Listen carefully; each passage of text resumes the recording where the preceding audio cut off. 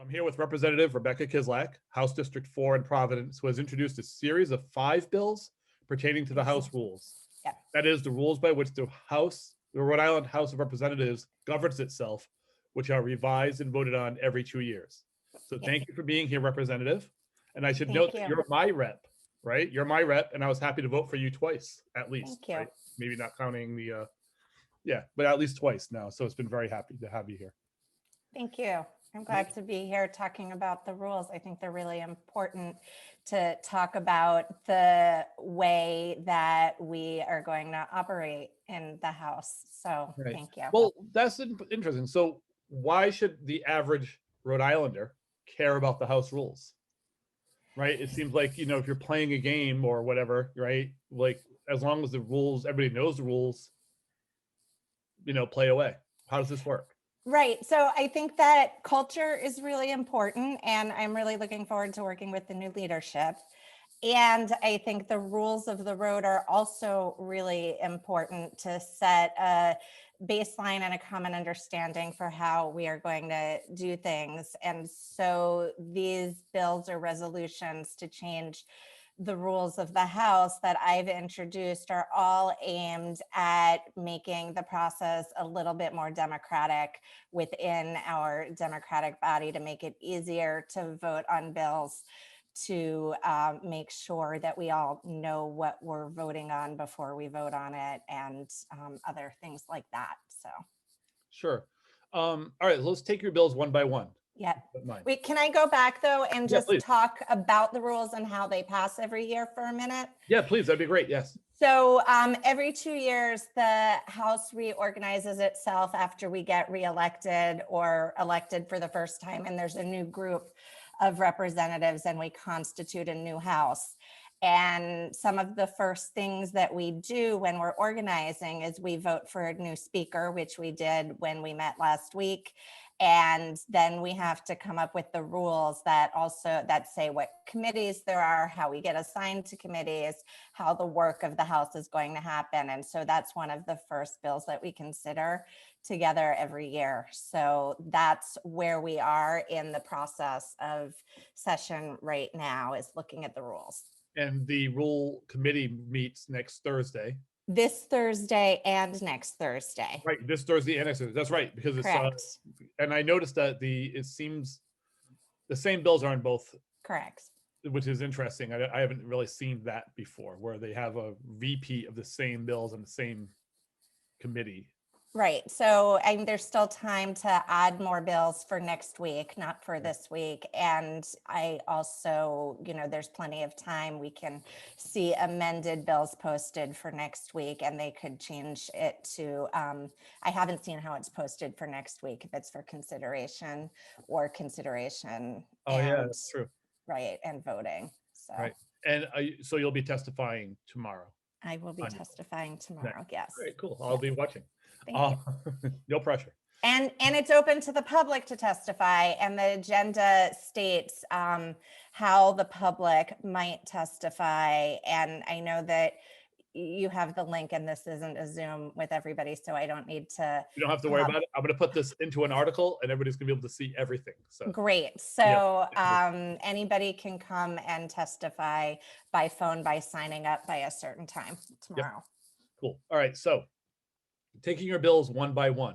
Yeah. I think I understand most of them, but I have questions because I don't understand some of them, or at least the depth of them, right?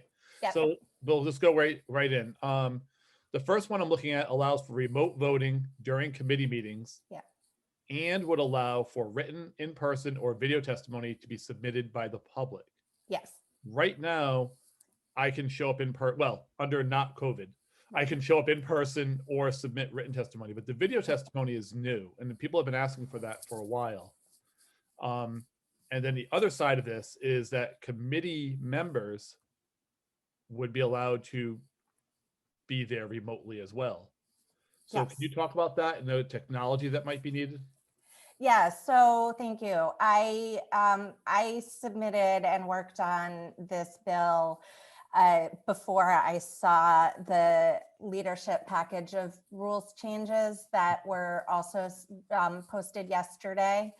And so there's substantial overlap. I think I'm grateful to the leadership for recognizing, obviously, we all recognize that we need to do things a little differently because of COVID. I think we should also have a conversation about whether we should do them differently after COVID or not.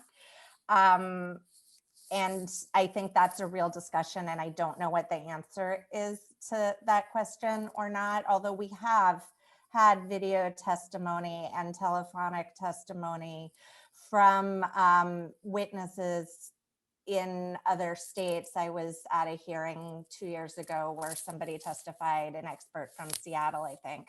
Right. So it's not a thing we've never done. The technology is getting better and we're all getting better at it. So I think it's clear that we can have more and more video testimony. And we have already in the House been having the witnesses testify by video and the public testify by telephone. And I think that's just a bandwidth issue for the number of committees we have and the licenses we have for the software that lets us do that, but I'm not sure. So I think we should allow maximum access during COVID for sure, and possibly afterwards, to all the different ways to tap into being engaged as a member of the public. And I also think we have to be very aware that there are bandwidth issues, and that's okay, but we have to keep working on them. Yeah, but as far as like allowing representatives to attend these meetings remotely, I have to say that I'm in a lot of committee rooms, and that a lot of representatives tend to tune out while they're in the room. Right? Yeah. They're there and they're not there. If they're there, sometimes they're not even there. And I think allowing them to be remote might exasperate that, right? That, it's very easy if you're in a big Zoom meeting and there are 7 people there to be over here on my phone, to be over here looking at my, reading a book or whatever, or not, or tuning out entirely. Yeah, and I don't know what the answer is. I do know that we have to, because of COVID, let committee members and make it easy for committee members to testify remotely, either because we need to have fewer people in the room to meet safely, or because some of us, because of the way COVID is working, I mean, I used to go to work with a cold, right? We all did. Right. We can't right now. Right. And we have this great technology right now that will let us participate remotely. And so we should be allowed to do our jobs when we have just a common cold, or we're quarantined because of COVID, or a close contact has had COVID for whatever reason. We should be able to tap in and participate remotely. And both Chairman Corvasi's bill and the rules are not bills, they're actually resolutions to change the way.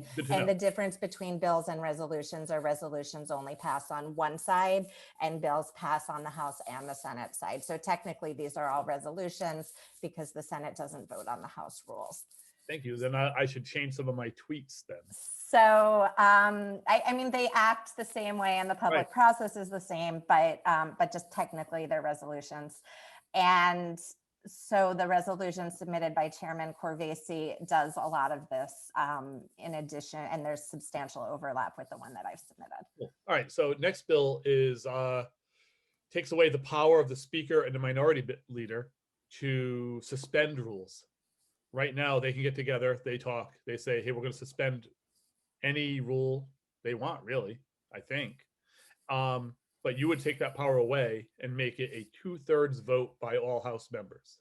Yeah, absolutely. And that's just by striking a couple of words in that rule. And one of the 2 things changed 2 years ago that I think are pretty substantial in terms of the rules and the culture of the room where we serve. And that is that we changed a rule, and now all bills are posted for 24 hours before the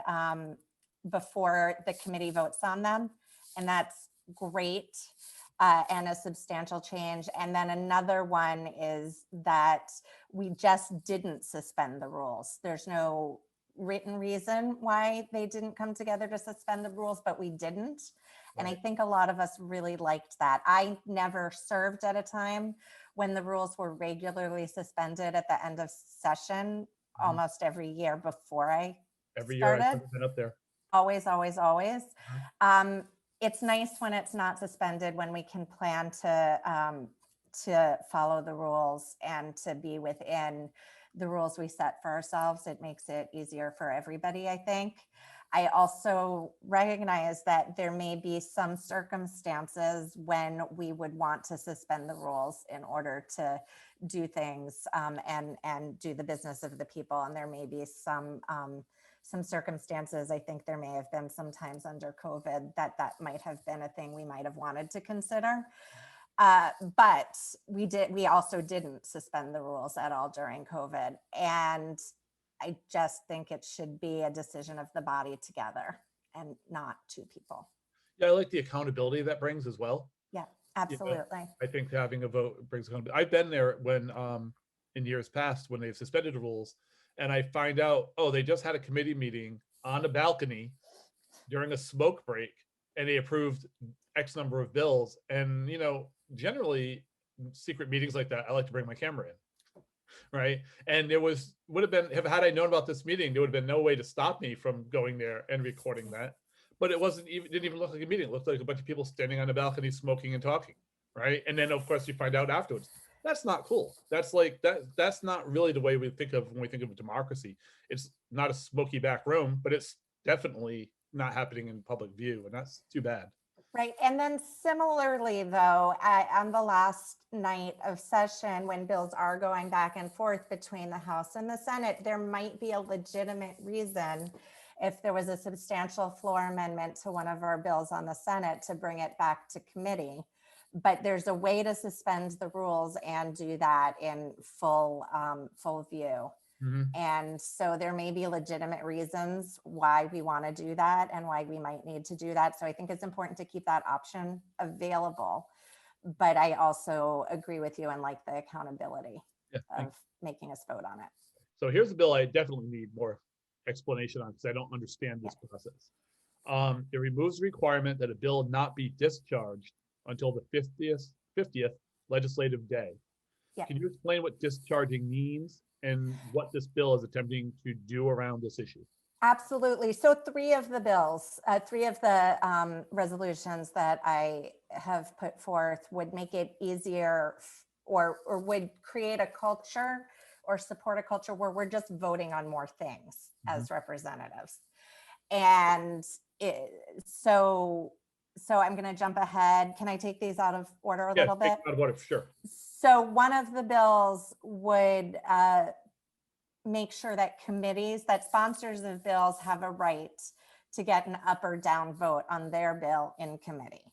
So right now we have a culture that at the beginning of committee all the time, we vote on bills and say we're holding them for further study, which is probably good practice on a first hearing not to vote on the substance of a bill, because it lets the deliberative legislative body deliberate about it.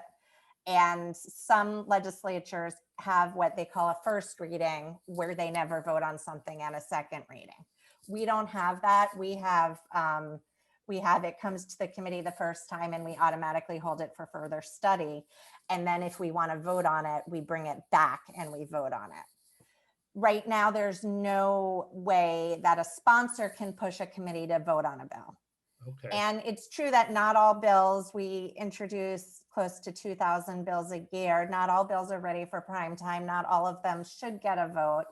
Not all of them, clearly this is part of the deliberations of a legislature. Some bills I'm going to support and some bills I'm going to oppose.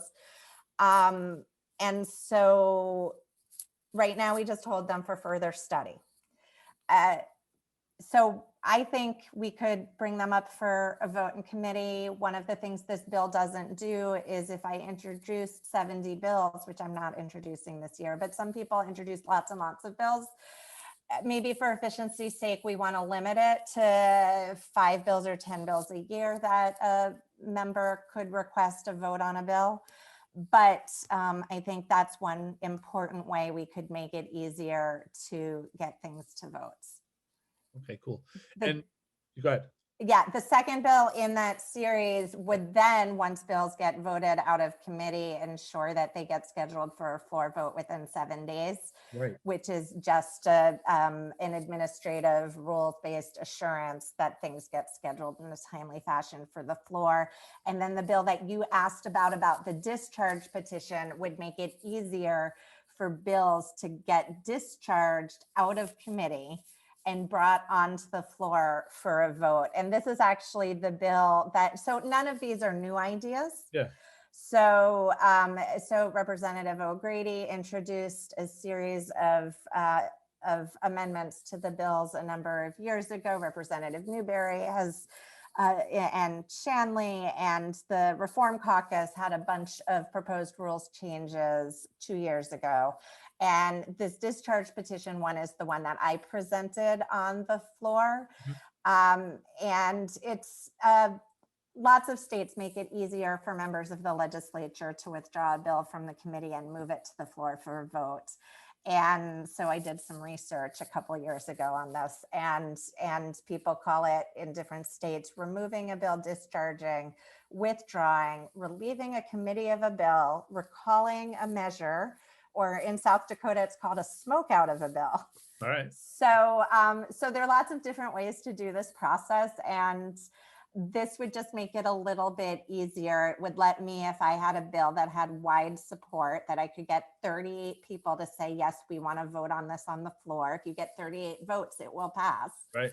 So it would let me walk around and take a page and gather signatures for a discharge petition. It would let me do it earlier in the session.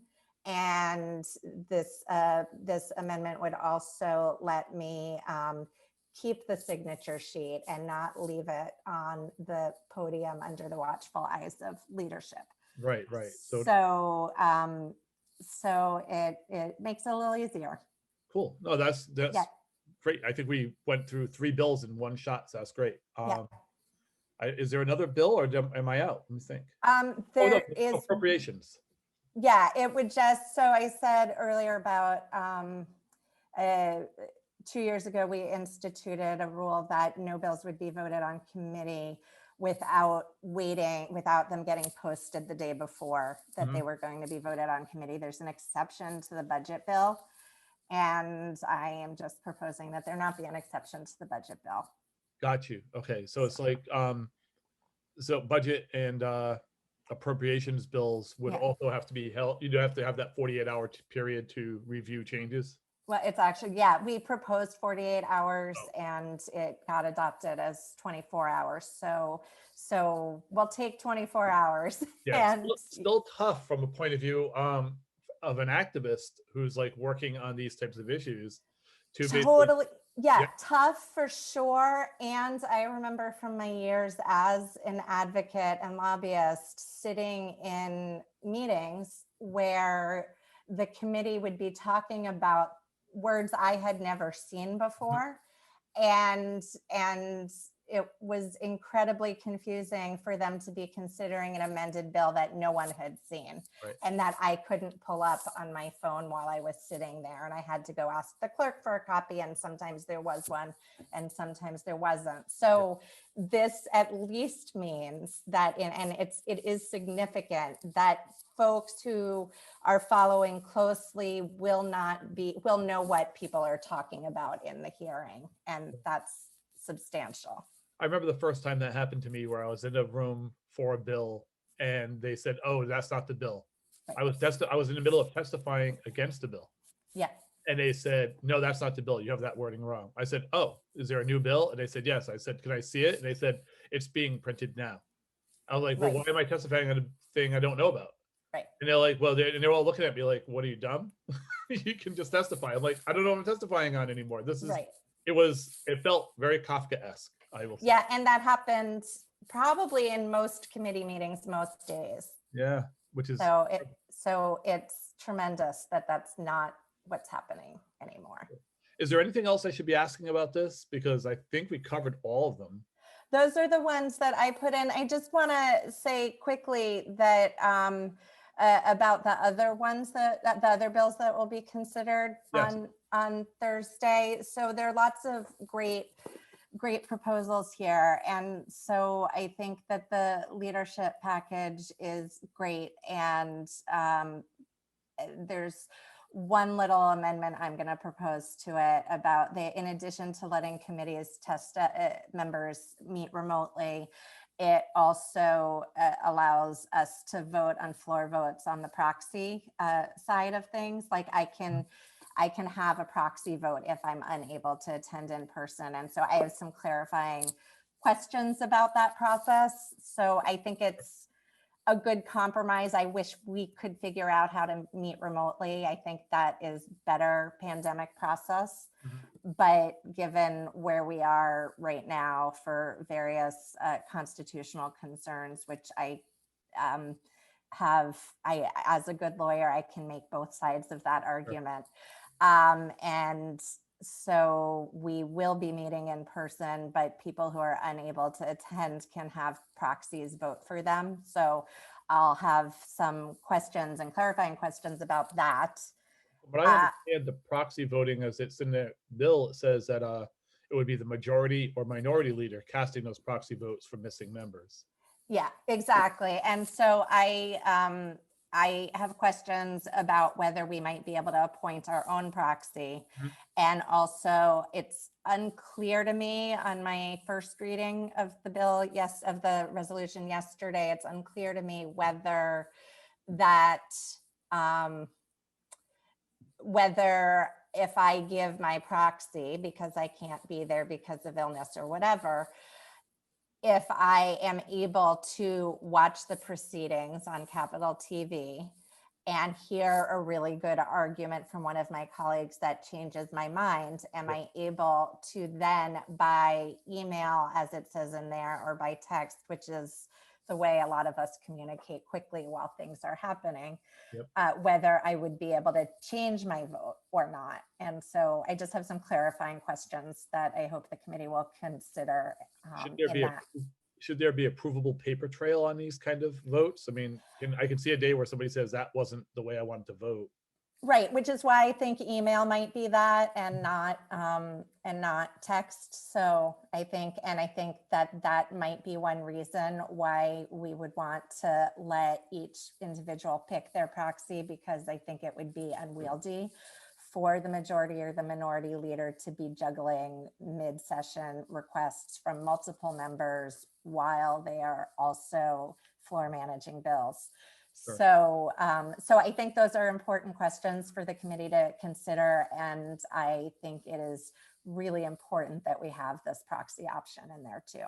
Nice. So I'm glad that that's there. I also saw there's also a bill from a team of Representatives Carson, Speakman, and Courtfriend, who have been working and doing a great job ensuring that we can meet remotely at the vets, and that the processes for meeting remotely make sense and work for everyone. So also based out of their work, they are proposing that we list up to 10 people as co-sponsors instead of the current 5.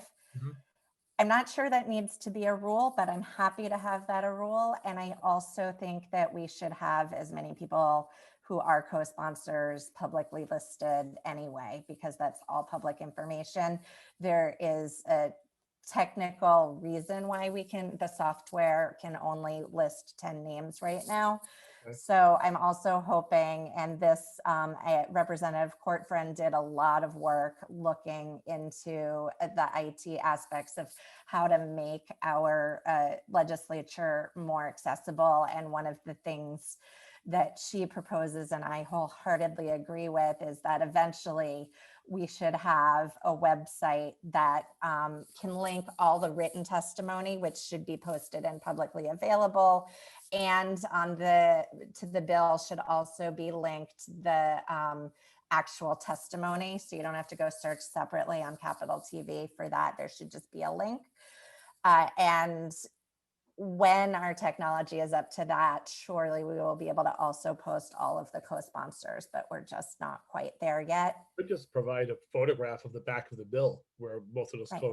I mean, Right, exactly, exactly. Yeah, but we're just not, our IT department is right now addressing all the remote meeting things, and I wholeheartedly agree with that prioritization, and I want to keep the other stuff on their to-do list too. Yeah, cool. Excellent. Yeah, so that's another one. And Representative Knight introduced an amendment that would ensure that members are entitled to 2 committees each at a minimum. And I wholeheartedly agree with that. I had a proposal that I did not put in that would have said that we get a major committee and a minor committee at a minimum. And I didn't put in my proposal because we are also changing the committees, which we didn't talk about.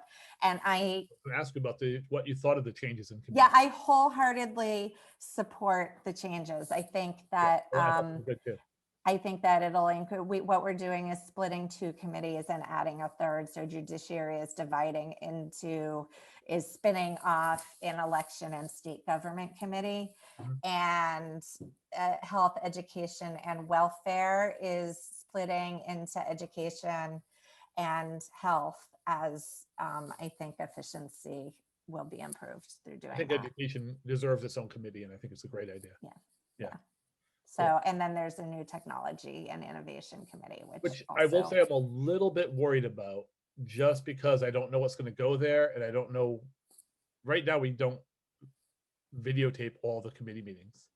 And if there's anything where, like with technology being so important, you know, I just see that committee being a little bit shadowy at first. And I'm worried about what bills are going to go there and how it's going to work. It's going to be like another commerce committee. So we'll see. Yeah. And I think that COVID is teaching us all that we should pay particular and specific and highlighted attention to the technologies that bind us together, that really are essential. So, right. So I agree with what they're trying to do. I just worry that it's going to be one of those committees where we're not going to be watching it closely enough. That's all. Yes. Yeah. All right. So we'll have to watch it. We'll watch it. Yeah, I'll do my best. Yeah. Great. Anything else? I think we covered it. I think we killed it. So I think, I hope we didn't kill it. I hope we vote on them. But that would be better. Yeah. Much better. Much better. Yes. Yes. Well, thank you for your work. I think it's really interesting. I look forward to seeing how that hearing goes. And yeah, it's going to be, let's make some changes. It'll be great. People want change up there. So if you can. And we're moving in the right direction, and I just want to keep carrying the ball. Cool. So Thank you. so much for everything. Thank you for Take talking. care.